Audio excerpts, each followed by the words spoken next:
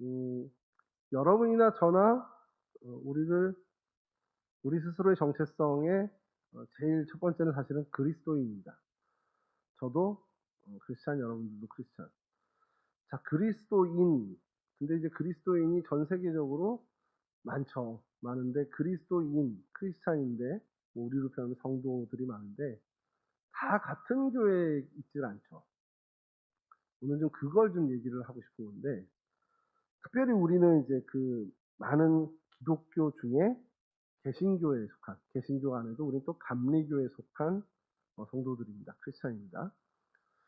그런 거 생각해 본 적 있어요? 왜 이렇게 교파가 많고 교단이 많지? 뭐 개신교 안에도 엄청나게 많잖아요.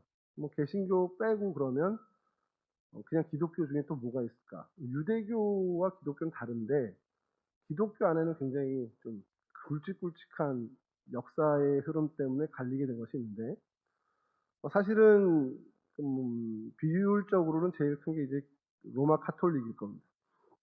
우리가 이제 우리말로는 천주교라고 하는 그 교단이 제일 큰데 이제 거기서 마틴 루터가 종교개혁을 일으키면서 이제 프로테스탄트라고 해서 갈려져 나오게 된 게 개신교의 첫 출발이라고 보시면 돼요.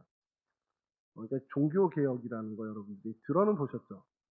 종교개혁을 시점으로 그 이후에 개신교와 로만 카톨릭이 분리가 되는데 그럼 로만 카톨릭만 있었냐 그 시대에 사실은 또 아닌 게 이 로만 카톨릭을 서방교회라고 하고 동방교회라고 해서 지금 우리가 알고 있는 러시아 정교회, 뭐 그리스 정교회에서 정교회가 있습니다. 우리나라에도 들어와 있고요. 그 정교회는 이제 알렉산드리아 중심으로 해서 시작이 돼서 퍼져나간 교회, 그 로마를 중심으로 해서 퍼져나간 로만 카톨릭 이렇게 좀 그때 있었고 특별히 이 로만 카톨릭 안에서 프로테스탄트 마틴 루터의 종교 개혁을 통해서 이제 갈려져 나온 것이 개신교라고 보시면 돼요. 근데 이 개신교가 그 이후에 500여 년 역사 속에서 무수하게 또 갈립니다. 우리가 잘 알고 있는 뭐 장로교도 있고요. 또 감리교도 있고요. 감리교는 또 이제 성공회에서 또 나오게 됩니다. 그러니까 장로교의 분열로 감리교가 생긴 건 아닙니다. 로만 카톨릭이 프로테스탄트 이제 그 종교개혁을 통해서 개신교가 되면서 그것과는 좀 결이 다르게 개혁운동이 된 건 성공회가 영국 국교회로 이제 나오고 영국 국교회 안에서 감리교가 이제 갈려서 나오게 된 건데 그러니까 장로교하고는 좀 이제 다른 경로로 개신교 이렇게 모습을 갖추게 됐고 장로교 같은 경우는 사실 칼빈을 통해서 이제 개혁교회 뭐 장로교에서 또 미국을 거치면서 이렇게 여러 교회사에서 우리나라에 이제 들어오게 되고 우리나라에 들어온 장로교가 지금 벌써 140몇 개로 쪼개져 있어요. 뭐 어마어마합니다. 감리교는 다행히 저희가 속한 기독교 대한 감리회는 다행히 한국에 들어온 이후에 갈리진 않았습니다. 근데 이제 감리교란 이름을 가지고 새롭게 교단이 생겨난 자생적으로 생겨난 교단들이 있는데 그거는 처음 애초에 아펜젤로 목사님 통해서 들어온 감리교하고는 이제 다른 거기서 계열에서 나온 건 아닌 분파가 생긴 건 아니고요. 이름이 그렇게 됩니다. 여하튼 이렇게 굉장히 많은 교단들, 교파들이 생겼어요. 그래서 개신교 역사를 어느 분은 뭐라고까지 표현하냐면 개신교의 역사는 분열의 역사다. 이렇게까지도 표현할 정도로 굉장히 많은 분열을 거듭해 왔습니다. 그럼 여러분 갈리게 된 이유가 뭘까요? 분열하는 이유. 저는 이렇게 보면 요즘 뭐 정치를 봐도 그렇고 많은 사람들의 조직을 봐도 이렇게 갈라지고 서로 결별하고 갈라지게 되는 이유들이 뭘까라는 궁금증이 생기는 거예요. 다 같은 크리스찬이고 다 예수를 믿는데 왜 갈라지지? 만약에 저희 이렇게 5명이서 뭔가를 이렇게 하다가 갈라졌어. 상상입니다만. 우리 이제 다시 못 봐서 헤어졌어.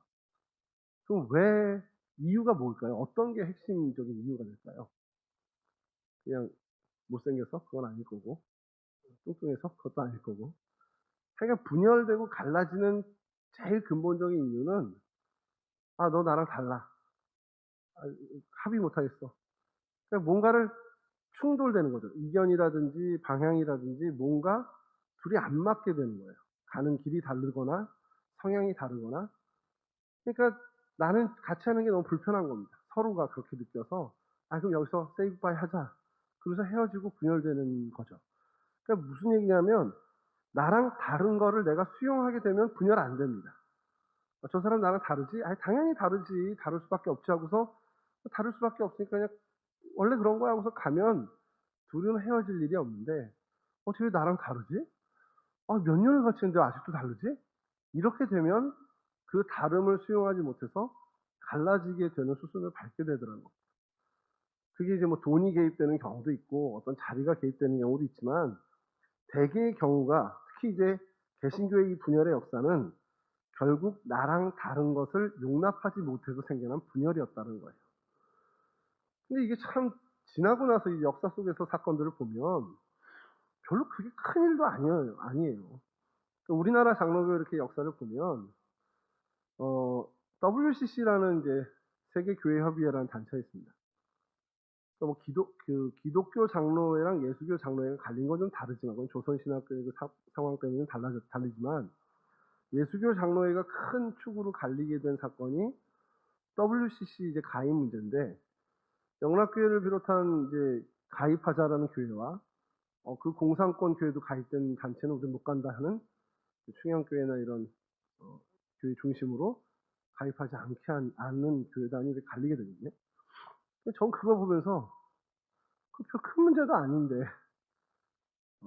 지금 지나고 나서 보니까 이게 무슨 그렇게 큰 문제인가 싶을 정도로 교회 협의회나 뭐 한기총이나 뭐 지금 한기총이 더 권위를 잃게 돼 있는 상황이긴 한데 그게 뭐 그렇게 큰 문제도 아닌데 이게 교단이 갈릴 정도의 일인가 싶을 정도인데 그때 당시엔 그게 굉장히 컸던 모양이죠.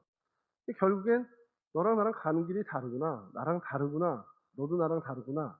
이것이 결국 분열의 핵심적인 근원, 이유가 됐다라는 겁니다. 그런데 여러분, 이 얘기를 왜 하냐면, 이제, 주후 381년에 니케아 콘스탄티노플 그러니까 니케아 신조라고 우리가 얘기하는데, 교회가 다 모였어. 당시에 교회들이 모여서, 우리 기독교는 이러이러한 신앙을 갖고 있어. 사도신경처럼. 그런 신조를 만들어낸 게 이제 니케아 신조입니다. 그래서 교회의 특성을 이제 규정하는데 대표적으로 5가지로 정리를 하는 게 교회는 이래야 돼. 우리가 믿는 사람들이 모인 교회는 이래야 돼라는 것을 5가지로 정리한 게 교회는 하나다. 그러니까 너 여기 제기동에서 예배를 드리든 너 저기 뭐 압구정에서 예배를 드리든 너는 뭐 월계동에서 예배를 드리든 그 교회가 우리가 예배 초소는 다르지만 그리스도 안에서의 교회는 하나다라는 거예요. 그러니까 저와 여러분들이 다 각자가 교회인데 우리가 주님 안에선 한 공동체, 하나라는 것을 설명한 겁니다. 그리고 두 번째, 교회는 거룩해야 한다는 거예요.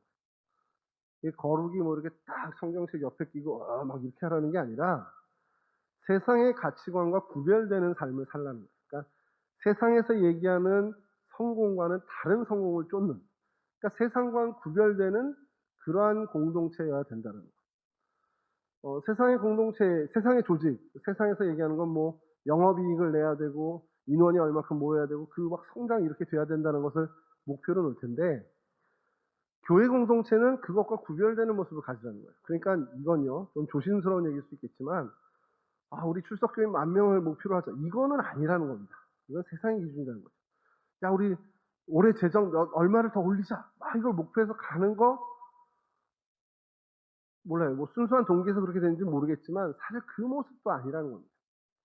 모인 이들이 그래서 하나님이 우리에게 맡겨주신 사람들, 우리 공동체에 맡겨주신 사람이라면 최선을 다해서 그 사람들을 섬기고 최선을 다해서 그들과 함께 주님의 복음의 길을 걸어가는 거에 초점을 맞춰야 돼요.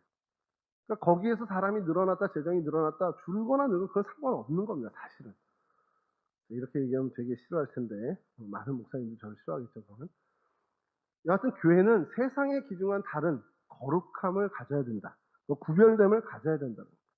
그리고 세 번째는 교회는 보편적이어야 된다라는 그것을 천명했고요. 마지막으로 교회가 5번째 사도적이어야 한다. 이거는 사도들의 그 신앙을 계승해야 한다는 거예요. 우리 사도신경이 그 대표적인 거죠. 사도신경의 내용에 대해서 우리는 취사 선택하는 건 안 된다는 거예요. 요거는 그래, 우리 교회에서 수용하자. 아, 요거는 좀 우리 교회랑 안 맞는다. 이게 아니라 사도신경에 있는 그 사도적인 그 신앙의 가치관은 우리는 전폭적으로 다 수용해야 한다는 거예요. 그러니까 거기에 몸이 다시 사는 것, 불편할 수도 있는 사람들이 있지만 우린 육체의 부활을 믿는 공동체라는 거예요. 이게 좀 어려울 수 있겠죠. 여러분, 죽어도 다시 산다니까요. 육체의 부활, 몸이 다시 사는 것 믿습니까? 대답을 안 하네. 몸이 다시 사는 것을 믿는 사람이 우리 크리스찬입니다. 그리고 사도성을 그대로 계승한 교회는 그 몸의 부활을 믿는 사람들이에요. 뭐 그 어뢰 안에 있는 여러 가지들을 또 나중에 우리 기회 되면 얘기하겠지만, 자, 근데 오늘 얘기하고 싶은 거는 아까 얘기한 교회는 보편적이다 라는 거. 보편적이라는 뜻이 뭡니까? 보편적이다. 보편적. 그렇지. 그러니까 널리 이제 그 다. 이게 뭐냐면 이 이게 참 설명이 어렵네요, 우리 표현으로. 여하튼 만인에게 열려 있다라고 보면 돼요. 그러니까 모두에게 다 기회가 생기고 모두가 다 우리 안에 올 수 있는 것으로 여기는 그게 그 보편적인 겁니다. 근데 이게 당시 신조, 아까 말씀 니케아 신조가 작성될 때 이 보편적이라고 사용된 단어가 캐톨릭이라는 단어를 썼어요. 그래서 우리가 그냥 카톨릭 그러면 뭐 카톨릭 대학도 있고 카톨릭 뭐 이렇게 있잖아요. 카톨릭 그러면 사실은 그 뜻이 보편적인, 그러니까 하나된 뭐 보편적인 이런 뜻이거든요. 근데 카톨릭 교회가 그걸 써버리니까 개신교에서 이 단어를 의도적인지 모르지만 잘 안 쓰고 유니버셜이라는 걸 좀 쓰게 됐습니다. 그래서 개신교회가 추구하는 여러 교회 형태 중에 세 번째 유니버셜 처치, 그러니까 모두에게 열려 있고 모두를 담아낼 수 있는 그런 교회다라는 것을 얘기합니다. 근데 사실 카톨릭 교회라는 게 지금 우리가 알고 있는 천주교는 그냥 로만 카톨릭 교회입니다. 그러니까 앞에 사실 로만이 붙어야 정확한 거예요. 왜냐하면 로마 교황청의 치리를 받는 교회들, 그래서 로만 카톨릭이고, 성공회는 사실은 그 캔터베리 대주교의 치리를 받는 교회들이니까 사실 성공회는 영국 국교회라고도 부르게 되죠. 어쨌든 모든 교회가 캐톨릭이 됐건 구교가 됐건 신교가 됐건 이 보편성을 갖고 있어야 되는데, 왜 이게 중요하냐면 아까 말씀드렸죠. 분열이라는 거 너 나랑 다르구나. 이것에 대한 수용성이 이 보편성에 의해서 좌지우지 된다는 거예요. 그러니까 그 공동체가 이 어떤 보편성을 갖고 있는 교회다 그러면 우리랑 다른 모습, 나랑 다른 사람들의 뭐 생활 습관이 됐건 생각이 됐건 정치적인 성향이 됐건 다른 사람들을 같이 수용하는데 앞서 나갈 수 있고, 이 보편성이 떨어지면 그것을 수용을 못하게 되는 거예요. 그러니까 일례로 뭐 이거는 어느 교회를 폄하하겠다는 얘기는 아닌데요. 예전에 제가 이제 신학교 다닐 때 청년들이 엄청 모인 교회가 있었어요. 그 교회 전체가 10,000명이라면 청년들만 한 8,000명, 9,000명. 그 외에 어린이와 어른, 노년들은 한 1,000여 명. 그 교회 한 8, 90%가 청년들만 있는 거예요. 그 생각해 봤어요. 야, 저 교회가 10년 뒤면 어마어마한 일이 벌어지겠구나. 왜냐하면 그 청년들이 시집장 가갈 거 아니에요. 생각해봐요. 그 10년 안에 장가 가고 시집 가면 그 친구들이 낳는 자녀들이 얼마나 많겠어요. 그럼 그 교회는 교회 학교가 엄청 부흥하겠구나. 그리고 또 10년이 지나면 그 친구들이 이제 장년이 되잖아. 그리고 또 10년이 지나면 그 친구들이 이제 노년이 되면, 야, 저 교회는 진짜 30년만 지나면 국내 최대로 큰 교회가 되겠다. 이 생각이 한 거예요. 근데 10년, 20년이 지난 시점에 봤는데 여전히 청년만 많아. 어떻게 된 건가 이러네. 또 멀리지 않는 교회 하나는 제가 신학교 다닐 때, 대학원 다닐 때 교회 학교 아이들만 1,200명. 교회 학교만. 그러니까 초등학교까지만, 유초등부만. 그러니까 유치부를 제외하고 만약에 한다면 1학년이 1,000명, 2학년이 1,000명. 이렇게 해서 6,000명인데 거기에 플러스 1,000명, 한 학년에 2,000명 정도 되는 거죠. 그렇게 되면. 아니, 100명씩, 200명씩 되는 거죠. 그러니까 교회 학교만 1,200명이 모인다는 거예요. 그때도 무슨 생각을 했냐면, 야, 저 교회는 6년만 지나면, 6년 이후부터는 청년부가 계속 몇백 명씩 늘어나는 교회가 되겠구나. 이게 수치상으로는. 자, 그러고 나서 한 10여 년 뒤에 그 교회를 봤는데 여전히 교회 학교만 많은 교회. 중고등부 청년부는 그거에 비싸요. 뭐 물론 그 중고등부 청년부도 많지만 초등부에 비해서는 되게 현저히 작은. 왜 그런가 생각을 한 거예요. 이 교회의 색깔 자체가 앞서 말한 교회는 청년들에만 특화되어 있는 거예요. 예배 형식도 교회의 모든 시스템이 청년들이 좋고 청년들이 즐기고 청년들이 정착하기 좋은 시스템으로 아예 고착이 되어 있는 거고, 두 번째 얘기한 교회는 학생들, 어린 학생들이 있기에 너무 최적화된 거예요. 그러니까 새 가족으로서 어른이 갔다 그러면 발붙이기가 좀 어려운 그런 모습. 그래서 제가 무슨 생각을 했냐면 결국 교회는 연령층이 골고루 있어야 된다는 거예요. 그런 면에서 우리 동성교회 보면 어떻습니까? 어르신들 많은데 젊은 사람이 적죠. 이것도 우리가 해결해야 될 숙제가 된다는 거예요. 젊은 사람들도 와서 같이 예배드릴 수 있는 그런 분위기도 있어야겠다고, 그게 여러분들 어깨에 짊어진 숙제가 아닐까라는 생각을 합니다. 잠깐 뭐 딴 얘기지만. 여하튼 그렇게 교회가 어느 한 특정 그룹, 특정 연령, 어떤 특정 성향, 특정인 어떤 정치 색깔, 그런 쪽에 편중되어 있는 공동체는 아까 말씀드린 니케아 신조에 있는 보편적인 교회다라는 것을 벗어나는 거라는 것. 이게 이제 우리의 진단한 모습이고, 그러면 도대체 예전에 원래 교회는 그럼 어때야 되는지를 혹시 성경에는 나와 있냐, 그런 공동체가. 그래서 오늘 읽은 이 본문 중에 4절, 사도와 함께 모이사 그들에게 분부하여 이르시되, 이 부분. 누가 사도와 함께 모였냐? 예수님께서 부활하시고 하늘에 올라가기 전까지 사도들과 함께 계셨는데, 헬라어 원문에는 이 사도라는 말은 사실 없습니다. 그래서 생략되어 있어서 주님을 따르는 사람들과 주님이 함께 어울려 계셨다라는 거예요. 여기서 여러분 되게, 제가 이제 한 목사님의 책을 보면서 야, 이걸 이렇게 생각할 수 있구나라 생각한 것이, 주님이 계셨던, 주님이 소수지만 함께 모였던 그 사도들, 그리고 그 사도들 외에 여러 제자들, 그러니까 12명의 사도 외에 그 제자들까지 다 성경에 등장하는 사람들 한번 보자는 거예요. 그 사람들. 그러면 교회의 모범적인 모습이 나오더라는 거예요. 뭐냐면, 여러분 예수님의 제자 중에 직업적으로 제일 많은 부류가 어디였냐면 어부였어요. 어부 알죠?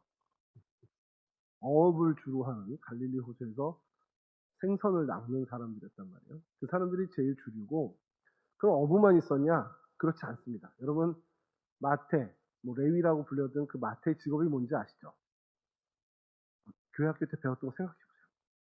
마태가 직업이 세리. 고마워요, 승혁. 세리였습니다. 그리고 거기에 예수님의 제자 이름들이 쭉 나오는 중에 셀롯인 시몬이라고 나와요. 셀롯인이 뭐냐면 열심당원이에요. 무슨 사람들이냐면 로마의 압제로부터 독립을 해야 되는데, 이건 그냥 무슨 협상이나 이런 거 안 되고 무장 봉기를 해서 해야 된다라는 생각을 가진 사람이에요. 우리나라도 마찬가지죠. 일제강점기 때 독립군을 만들어서 무장해서 어쨌든 전쟁을 통해서 독립을 해야 된다는 분들이 있었습니다. 자, 가만히 생각해 보세요. 그런 열심당원 입장에서 봤을 때 우리로 치면 친일파 중에 친일파 같은 그 세리가 어떻게 한 자리에 같이 어울려 밥을 먹고 같이 있을 수 있는 사람이 되겠냐는 거예요. 그렇죠? 그 열심당원 입장에서 봤을 때 그 체제에 수긍하는, 로마의 압제에 수긍하는 그 어부들 어떻게 받겠습니까? 저것들은 생각이 없어. 어떻게 저렇게 생각 없이 저렇게 그냥 자기 배불리는 일만 생각하고 살아? 이럴 거라는 거예요. 마찬가지 반대의 경우는 어떻겠습니까? 어부들이 볼 때는 열심당원들, 저것들 그냥 가만히 있으면 되지 왜 저렇게 나서가지고 더 힘들게 해? 이런 생각할 수도 있고, 세리를 보면서 무슨 생각을 했습니까? 우리 그냥 고혈을 빨아먹는 나쁜 놈들, 이렇게 생각할 수 있어요. 세리도 마찬가지가 아니겠습니까? 세리도 야, 체제가 바뀌었으면 수능해야지. 니들이 뭔데 무슨 독립을 한다 어쩐다 어때. 다 긁는 얘기야. 그거 해봐야 피만 봐. 이렇게 생각할 수도 있고, 어부들을 보면서도 니들이 그러니까 그냥 이렇게 압제당하고 사는 거지. 이런 생각을 할 수 있으니까 무슨 얘기를 하고 싶으냐면 이 어부나 세리나 열심당원이 사실 한 자리에 한 공동체를 묶기가 쉽지 않다라는 겁니다. 뭐 불가능합니다 이렇게 할 수는 없지만 어려운 일이라는 거예요. 근데 예수님의 제자들 가운데 이런 이런 사람들이 있습니다. 한데 어우러져 있다는. 그것뿐만이 아니죠. 아리마대 요셉같이 또 니고데모같이 부자와 또 당시의 관원들 이런 사람도 있었고요.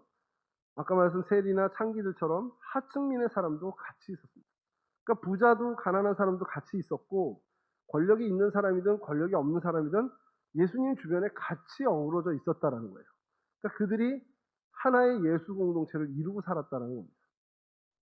이게 오늘날로 치면 너무 불가능한 일이거든요. 여러분 이제 동성교회가 여러분들은 뭐 여기서부터 쭉 어렸을 때 자라왔기 때문에 동성교회는 동성교회만의 색깔이 있습니다. 제가 용두동 교회도 있었고 그 전에 몇 교회도 있었지만 교회마다 색깔이 비슷하니 또 다른 그런 것들이 있어요. 근데 동성교회는 동성교회만의 색깔이 있고요. 용두동 교회는 그래도 동성교회랑 비슷하지만 용두동 교회만의 색깔이 있고요. 제가 있던 미아동 교회나 백왕교회 역시 그 교회만의 색깔이 있습니다. 신앙의 성향이 다 달라요. 그렇다고 막 서로 못 어울리는 건 아니지만 여기는 이런 사람이 와서 적응하기 참 쉽지 않겠다. 또 저 교회는 이런 신앙의 성향을 가진 분이 와서는 물론 뭐 다닐 수는 있지만 이렇게 막 같이 이렇게 어우러지면서 무난무난하게 가기는 쉽지 않겠다라는 분들이 보입니다. 그러니까 예를 들어서 우리 교회는 아니지만 어떤 교회가 정말 조용히 기도하는 게 익숙한 교회예요. 목사님도 그렇고 성도들도 그렇고.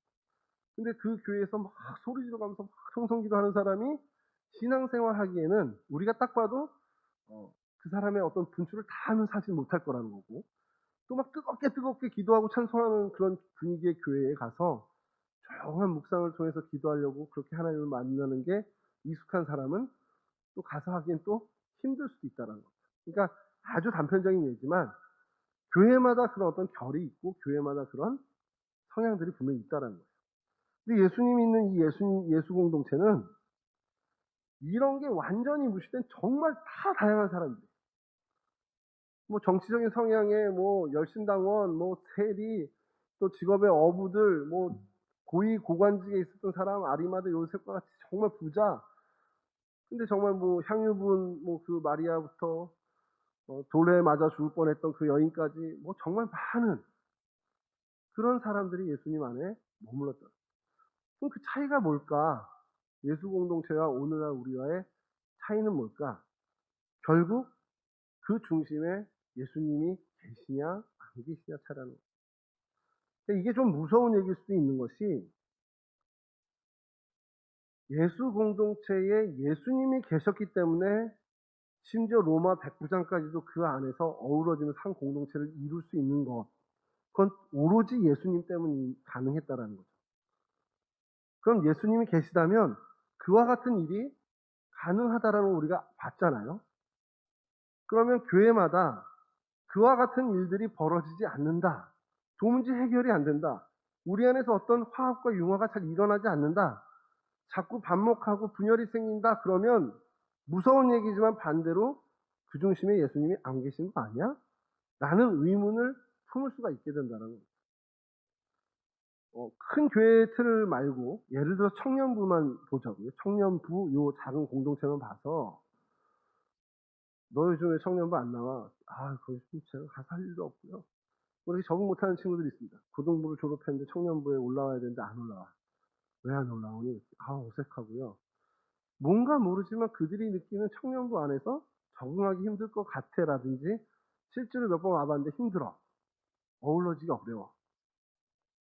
만약에 그렇다면 우리 안에 어떤 성향이나 우리 안의 색깔이나 우리의 어떤 모습이 그들 가운데 거부감을 줬거나 아니면 그들이 우리 안에 들어오기 어렵게끔 우리 안에 어떤 무언가 벽을 만들고 있는 것은 아닌가를 생각해 봐야 되는데 그 모든 것들이 다 무시될 수 있는 것은 주님이 우리 공동체 안에 중심이 되시면 가능하다라는 거예요. 근데 현실은 그렇지 않다 그러면 우리가 생각하고 점검해야 될 것은 혹시 우리 모임의 중심에 예수님이 안 계신 거 아닌가? 라는 생각을 해봐야 된다는 겁니다. 이건 저부터가 반성을 해야 되는 얘기죠. 다행히 지금 코로나로 인해서 우리가 아직은 그것을 현실로 맞닥뜨리진 않았는데 제가 지금부터 이런 얘기들을 자꾸 하는 이유는 혹 코로나의 기 모든 터널을 다 빠져나가서 우리가 다 대면으로 모일 수 있는 그 상황이 됐을 때 우리가 서로 어떻게 보면은 성향이 안 맞고 친해지기 어렵고 대면대면한 것 때문에 어울리지 못한다면 그거는 우리의 문제이기도 하지만 근본적으로는 우리 모임 가운데 주님이 크게 역사하시지 못하게끔 우리가 뭔가를 방해하고 있다는 걸 반성해야 된다는 겁니다. 그래서 지금부터 제가 그 생각하는 건 지난주에 우리가 말씀 나누면서 기록 얘기하고 감사 고백을 쓰자 이렇게 얘기하는데 요즘 이제 설교에 계속 그런 어떤 포인트 하나하나를 좀 하려고 그러는 것이 여러분 이제는요 카톡 뭐 모두 다 좋습니다. 임원들부터 해서 우리 창의처 청년들 서로서로와 정말 좀 연락을 좀 자주 했으면 좋겠어요. 그게 나는 너를 받아들일 준비가 돼 있어라는 걸 좀 하자는 거죠. 저부터 좀 그렇게 하려고 합니다. 제가 여러분들에게 어느 날 갑자기 카톡 보내고 막 연락하면 당황하지 마세요. 목사님 왜 그러지? 무슨 일이 있나? 이러지 말고 목사님이 이제 이거를 좀 실천하려고 하나 보구나. 그렇게 좀 생각해 주시기 바랍니다. 그리고 여러분 각자도 서로 좀 뭔가 그냥 안부 인사라도 좋으니까 좀 연락을 좀 자주 했으면 좋겠는 것이 뭐 그것도 좋아요. 나 너 위해서 기도하고 있는데 요즘 기도 제목이 뭐니? 이런 것도 이거 너무 고차원적인 걸 얘기했나? 어쨌든 그렇게 하면서 나는 당신을 너를 수용할 마음이 지금 있어라는 것을 좀 여러분들이 보여줬으면 좋겠다는 겁니다. 특히 표정에서부터는 그랬으면 좋겠어요. 제가 여기 서서 늘 느끼는 거지만 여러분들의 표정은 절대 저를 받아들이는 표정이 아닙니다. 오늘 뭐라고 떠드나 보자 이러고 거의 채점하는 분위기예요. 오늘 목사님 말 3번 버벅댔어. 목사님 오늘 3번 고개를 깨우쳤어. 목사님 오늘 6번 무슨 고개를 어떻게 했어. 또 이런 것들 체크하는 것 같은 그런 약간 심사받는 눈빛이에요. 이런 모습으로 우리가 간다면 결국 청년부 공동체는 그냥 독해서 남아있거나 아니 이곳의 성향이 나랑 딱 맞아서 하는 그 성향만 맞는 사람만이 남을 수밖에 없다는 겁니다. 그러니까 크게는 저와 성향이 맞는 사람들만 있을 수도 있고 근데 그것은 건강한 공동체는 아니라는 겁니다. 주님이 원하고 바라는 공동체에 말씀드렸지만 보편성을 갖는 공동체가 되어야 된다는 것은 누가 어떤 성향의 어떤 기질의 어떤 신앙의 방향을 갖고 있는 사람이 오더라도 그곳에서 함께 기도하고 그곳에서 함께 찬양하고 그곳에서 함께 말씀을 나누는 일이 수월해야 한다라는 거예요. 사실 정말 객관적으로 보면 우리 동성회 청년부는 그런 점에서 나쁜 평가를 할 만한 공동체는 아닙니다. 근데 우려가 되는 것은 외부에서 새로 오는 사람이 너무 없다 보니까 그냥 우리는 그렇게 보여지는 거 아닌가라는 생각을 하는 거예요. 누군가 새롭게 왔는데 그 사람이 이런 경험으로 잘 적응을 못했어. 아니면 이러이러한 걸로 해서 잘 적응했어. 근데 우리는 영인이밖에 없어요. 외부에서 잘 적응한 케이스밖에. 적응 못한 케이스를 사실은 못 찾잖아요. 그러니까 이제 그런 부분에 있어서 우리가 다시 한번 우리를 점검할 필요가 있지 않겠냐라는 거죠. 그래서 여러분 이 사도행전 1장에 등장하는 주님께서 함께 모은 그 사람들, 주님의 공동체, 주님이 중심되어서 모여있던 그 사람들이 도대체 어떠한 모습으로 서로와 서로에게 한 공동체성을 이루면서 갔는지, 그들이 뭘 잘해서 그들이 뭔가 뛰어나서가 아니라 단 하나, 예수님이 그 중심에 계셨다라는 것 하나. 우리가 노력할 것은 주님이 우리 안에 주인이 되시도록 이 공동체 안에 주님의 말씀이 중심이 되도록 우리가 애쓰는 겁니다. 그러면서 우리의 노력, 우리의 수고에 땀을 흘릴 것은 서로가 서로를 한번 사랑의 눈빛으로 그리고 내가 한 번 더 연락하는 그래서 내가 한번 나의 마음을 보여주는 주님이 나를 사랑하셔서 그 사랑을 나도 한번 보여주는 그러한 수고의 땀을 흘림이 우리 가운데 필요하다라는 거죠. 자, 많이 못 오는 상황입니다. 코로나 아마 3월 말까지는 쉽지 않을 것 같은데요. 오늘 오신 이 네 분, 그 방송실에 계신 분, 저를 포함해서 여기 계신 분들이 이번 주에 못 오신 분들에게 그래도 연락할 만한 분들 시작을 좀 해보자는 거죠. 일단 뭐 윤우가 있겠죠. 저는 이제 부장님께 연락을 드릴 텐데 한번 이렇게 좀 안부를 좀 묻자는 거죠. 오늘 내일 좋고 모레도 좋고 이번 주 중에 돌아오는 주간에 한번 여러분들이 안부로 서로의 좀 그런 것을 물었으면 좋겠습니다. 저는 이제 얘기하면 부장님께 연락할 거고요. 우리 회장님, 또 부회장님 오셨으니까 총무님, 제가 카톡을 좀 한번 해서라도, 통화를 해서라도 연락을 좀 해보겠습니다. 여러분들도 그러한 실천을 좀, 그러한 수고를 좀 해주셨으면 하는 것이, 그러한 여러분들의 작은 수고를 통해서 우리 공동체가 분명히 주님의 사랑이 넘쳐나는, 주님이 그 중심에서 역사하실 수 있는 공동체로 나가게 될 거라는 것이죠. 여러분, 큰 일을 우리가 하는 걸 하나님은 기대하시지 않습니다. 아주 작은 일 하나, 우리가, 오늘 말씀 들었으니까, 주님이 이렇게 원하시니까, 내가 요거 하나 좀 실천해보자 하는 작은 우리의 행동 하나하나로 주님은 일하십니다. 그런 귀한 일들을 위해서 특심한 마음으로 실천해 주시는, 그래서 우리 교회, 우리 각자가 정말 주님이 원하시는 그 보편성을 충만하게 함양하는 개인과 공동체가 될 수 있기를 주님의 이름으로 간절히 축원합니다.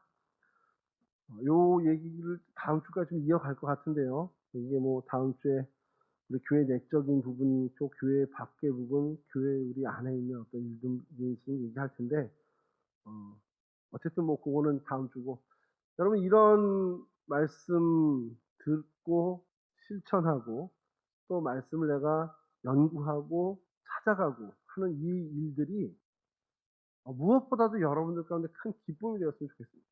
주님의 말씀을 가까이 하는 것이 여러분들의 참 기쁨, 정말 그 송이꿀보다 더 단 맛을 알게 되는 그 은혜가 좀 임하기를 저는 기도하겠습니다. 여러분들도 그 은혜에 사모하실 수 있기를 주님의 이름으로 간절히 바랍니다. 기도하겠습니다. 참 좋으신 하나님 감사합니다. 저희들을 주님의 그 한 공동체로 불러주셔서 우리가 동성교회 청년부라는 귀한 공동체로 하나 되게 하여 주시니 감사를 드립니다. 그러나 하나님 우리 안에 함께 한 공동체에 있다 하더라도 우린 서로 너무 다릅니다. 생각도 다르고 우리 형편도 다르고 상황도 다르고 추구하는 목표도 다르고 여러 모양이들이 다 다르지만 그래도 주님이 계시기 때문에 주님으로 인해서 우리가 한 형제 자매 되게 하셨음에 감사를 드립니다. 하나님 우리가 서로를 바라볼 때 서로 다름에 초점을 맞추지 않게 하여 주시고 우리가 서로 다를 수 있음을 인정하는, 그러나 그 다른 것이 틀리지 않았다는 것을 우리가 수용할 수 있도록 도와주시고 이러한 모양이든 저러한 모양이든 주님께서 나를 사랑하는 것, 그와 똑같은 사랑으로 저 사람을 사랑한다라는 사실을 놓치지 않은 저희 청년들 모두가 될 수 있도록 도와주시옵소서.